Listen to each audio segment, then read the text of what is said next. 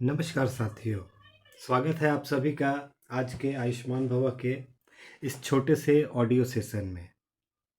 आज के इस सेशन में हम लोग जो बातें करने वाले हैं, इसको कई बार आप लोगों ने देखा है, सुना है, शायद इलाज भी करा है, लेकिन कहीं ना कहीं इसके डिटेल्स के बारे में हमें और जानना चाहिए। इस सोच के साथ आज का यह ऑडियो सेशन मैंने तैयार करने का प्लान किया।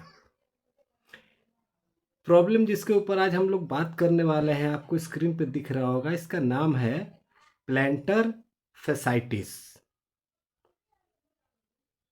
अभी ये प्लैंटर फैसाइटिस है क्या? खैर, इसको बाद में समझेंगे। सबसे पहले एज पर न्यूरोथेरेपी। अच्छा, आज एक न्यूरोथेरेपी की बहुत विचित्र चीज़ दिखाऊंगा आप लोगों को। तो इस बीमारी का नाम है प्लैंटर फैसाइटिस, और चूंकि लास्ट में ITIS है तो हमें पता है इन्फ्लेमेशन है, और इन्फ्लेमेशन है तो हमें 30 मेडुलर 6 ADR तो यूज़ करना ही करना चाहिए। परंतु एक एक करके आगे बात करते हैं और फिर समझेंगे कि इसको हम लोग कैसे ठीक कर सकते हैं बहुत ही आसानी से।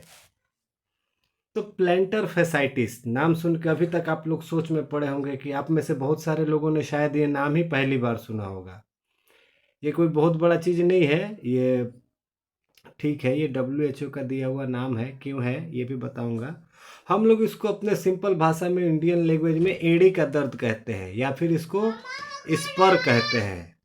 जो एड़ी की हड्डी बढ़ जाती है ना, उसी का नाम है प्लैंटर फैसाइटिस। तो अभी ये प्लैंटर फैसाइटिस जो एड़ी का दर्द होने लगता है, एड़ी की हड्डी बढ़ जाती है, इसको समझने के लिए पहले तो एक चीज़ समझना पड़ेगा। आपको स्क्रीन पे दिख रहा होगा जो एक बड़े से पैर का जो निशान है, इस पे सारी हड्डियां दिख रही हैं, और पैर के तलों में जो सबसे नीचे का परत है उसका नाम है प्लैंटर फेसिया। अब छोटे से पैर के निशान में देखो, ये जो नर्व का गुच्छा है ना, इसी को प्लांटर फेसिया कहा जाता है। ये हमारे पांचों उंगलियों को और लगभग लगभग पूरे पैर के तलुओं को ये कंट्रोल करता है, प्लांटर फेसिया। और इसी प्लांटर फेसिया में इन्फ्लामेशन हो जाए तो उसको प्लांटर फेसाइटिस कहते हैं। अभी शुरुआत में क्या होगा, चलते समय ठीक पैर के पिछले हिस्से में जैसे आप कदम बढ़ाएंगे ना, तो एड़ी में नहीं, पिछले हिस्से में दर्द शुरू होगा। 1-2 दिन हुआ, फिर ठीक हो गया, हमने उतना ध्यान नहीं दिया। फिर एक आध महीने बाद 1-2 बार हुआ, फिर हमने ध्यान नहीं दिया। ऐसे 2-3 बार होते होते लास्ट में वहाँ की मसल्स इतनी हार्ड हो जाती है कि आगे की तरफ सर्कुलेशन को रोक देती है। अब क्या होता है, उसके कारण वहाँ पे क्रिस्टल जमा होने लगते हैं एड़ी के पास, जो कैल्केनियस बोन दिख रहा है उसके नीचे। अब वहाँ पे कई तरह की चीज़ें डिपॉजिट होती है, यूरिक एसिड भी डिपॉजिट होता है, कैल्शियम ऑक्जेलेट का क्रिस्टल भी जमा होता है। तो अलग अलग चीज़ें हैं जो वहाँ पे जमा होते रहती हैं। तो इसी को प्लांटर फेसिया में इन्फ्लामेशन हो जाए, उसी को प्लांटर फेसाइटिस या फिर स्पर भी कहते हैं। तो बात कर लेते हैं ये होता क्यों है। तो ये जनरली 2-3 सिम्टम्स है, ऐसे तो कोई इसका मेजर मतलब कॉज नहीं है कि खास करके बताया जा सके कि इसके कारण ही होता है, लेकिन फिर भी ये जैसे है कि हार्ड सरफेस पे अगर ज़्यादा देर खड़े होकर रहना है तो प्रॉब्लम हो जाती है। जैसे कि कई बार मैं अपने पहले सेशंस में भी बता चुका हूँ, जो लोग सिक्योरिटी गार्ड का जॉब करते हैं, खास करके बैंक ATM वगैरह पे हैं, तो उनको काफ़ी लंबे समय तक वो हार्ड शूज़ पहन के उनको खड़ा रहना पड़ता है। या कई बार फीमेल्स है, घर पे खाना वाना बना रही हैं, तो जैसे कि स्लैब है, तो स्लैब तो आजकल खड़े खड़े उस पर बनाना है, सारा कुछ बर्तन भी धोना है तो खड़े खड़े ही करना है। इवन वॉशिंग मशीन में जब कपड़ा धोते हैं तो वो भी खड़े खड़े ही करते हैं। तो एक जो है लॉन्ग टाइम तक हार्ड सरफेस पर खड़ा रहना इसका एक कारण होता है। इसके अलावा कुछ लोग जो खेतों वगैरह में काम करते हैं, या फिर मतलब लोकल लेवल पे काम करते हैं, ज़मीन से जुड़े हुए काम करते हैं, कई बार वो बिना चप्पल के जूते का इस्तेमाल बहुत कम ही करते हैं। जैसे खेत वगैरह में तो मैंने देखा है। तो बिना किसी सपोर्ट के अगर हम काम करते हैं तो उस कंडीशन में भी हमें ये प्लैंटर फैसाइटिस हो सकता है। हाँ, इसमें एक चीज़ आता है बात, कि भाई ये सभी तो बिना चप्पल के ही काम कर रहे खेतों में, तो सभी को क्यों नहीं हो रहा है, किसी एक बंदे को ही क्यों हुआ। तो ये मैंने बताया, इसके साथ साथ और भी बहुत सारे रीजंस है, एक एक करके देखेंगे। अगला जो रीजन आता है सबसे मेन, ओबेसिटी। ओबेसिटी मतलब मोटा एकदम गुब्बारा नहीं, अगर हमारी बॉडी का वेट बीएमआई से 3 किलो तक ज़्यादा है तो ठीक है, अगर उससे ज़्यादा है तो हमें ओबेसिटी है। तो ओबेसिटी के कारण भी जाहिर बात है, शरीर का वजन अधिक है तो एड़ी पे ही सबसे ज़्यादा वजन पड़ेगा, तो इसके कारण भी ये स्पर की प्रॉब्लम हो जाती है। सिम्टम्स क्या क्या इसमें दिखते हैं हमें? सबसे पहला सिस्टम तो दिखता है सीवियर पेन, दर्द बहुत तेज होता है। चलने में दिक्कत होती है, चलने के टाइम में दर्द होने लगता है, और हाँ, थकान बहुत जल्दी आ जाती है। कभी कभी ऐसा होगा कि बहुत ज़्यादा पेन होने के कारण बुखार भी आ गया, और एड़ी में या एड़ी के पीछे साइड में सूजन हो जाती है। तो ये है पूरा बीमारी का कारण और सिम्टम।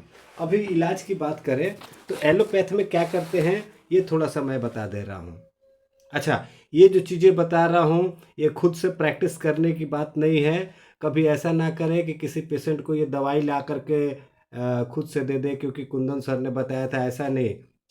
ना तो आप मेडिकल प्रैक्टिशनर हो, ना मैं मेडिकल प्रैक्टिशनर हूँ, यह सिर्फ नॉलेज के लिए है।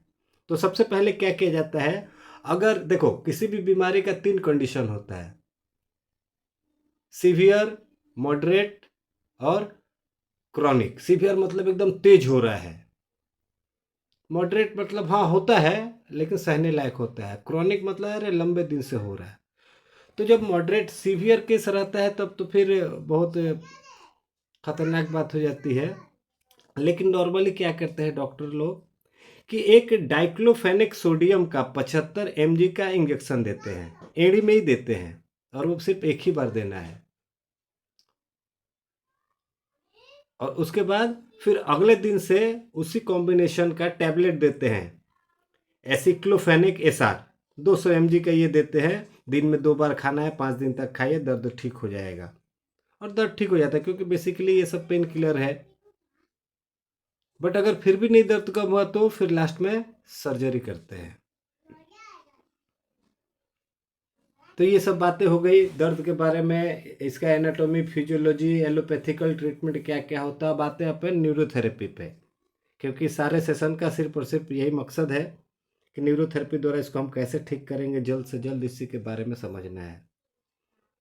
तो अधिकतर बहुत सारे लोगों के पास ये स्पर या जिसको प्लांटर फैसाइटिस भी कहते हैं, ऐसे बहुत सारे पेशेंट आए होंगे, कुछ ठीक हुए होंगे, कुछ उतना फ़ायदा नहीं भी हुआ होगा। क्योंकि इसके पीछे दिक्कत क्या होती है मैंने बताया ना, जो क्रिस्टल जमा होते हैं वो कोई एक पर्टिकुलर क्रिस्टल नहीं है कि कैल्शियम का ही जमा होगा या यूरिक एसिड का ही जमा होगा, दोनों जमा हो सकता है। तो अपन क्या करते हैं, एसिड ट्रीटमेंट देते हैं। कुछ लोगों का ठीक हो गया, कुछ लोगों का नहीं ठीक हुआ, क्योंकि यूरिक एसिड तो कम हो गया, लेकिन अगर कैल्शियम डिपोजिशन होगा तो फिर तो मामला गड़बड़ है। तो हमें दोनों पहलू को ध्यान में रखना होगा। अगर यूरिक एसिड है तब तो ठीक है, एसिड ट्रीटमेंट दीजिए, और अगर कैल्शियम जमा हुआ है तो उसके लिए फिर अलग ट्रीटमेंट देना पड़ेगा। उसके लिए एसिड ट्रीटमेंट देना है, फिर उसके बाद 1.5 मिनट रुक के 4 पारा देना है, और फिर 1.5 मिनट रुक करके ए हेपरिन देना है। लेकिन इसमें ध्यान ही रखना है, देखो नाम तो है प्लांटर फैसाइटिस। प्लांटर फैसाइटिस मतलब इन्फ्लामेशन है, तो हम लोग इन्फ्लामेशन में एडीआर यूज़ करते हैं, लेकिन इस प्रॉब्लम में भूल के भी एडीआर नहीं यूज़ करना है। यहाँ पे जब भी एसिड ट्रीटमेंट देंगे थाइमस वाला ही देंगे। ए हेपरिन देते हैं तो उसमें एडीआर नहीं देंगे। और ये देने के बाद बॉटम ऑफ फिट बताया गया है देने के लिए, वो फ़ायदेमंद रहता है। लेकिन उसके साथ साथ हील घिसाई जो हम लोग देते हैं एड़ी के पास, उल्टा लेटा करके पिल्लो लगा करके पैरों के नीचे, और एड़ी पे पाउडर लगा के जो हील घिसाई करते हैं, वो भी बहुत फ़ायदा करता है। जैसे डायबिटिक पेशेंट को हम लोग बसंती ट्रीटमेंट देते हैं, वो भी बहुत फ़ायदेमंद रहता है। और शुरुआत के कुछ समय तक तो मैं ये कहूँगा कि अगर बॉटम ऑफ फिट दे रहे हैं तो हाथ से दीजिए कम से कम 1 हफ्ते तक। 1 हफ्ते के बाद ही देखिए क्या कंडीशन है, तो फिर पैरों से प्रारंभ कीजिए। तो उम्मीद करता हूँ आज का सेशन आप लोगों को बहुत अच्छा लगा होगा। आने वाले समय में आपके लिए बहुत उपयोगी सिद्ध होगा। मिलेंगे ऐसे ही ज्ञानवर्धक ऑडियो सेशंस के साथ। तब तक के लिए नमस्कार, धन्यवाद, जय हिंद।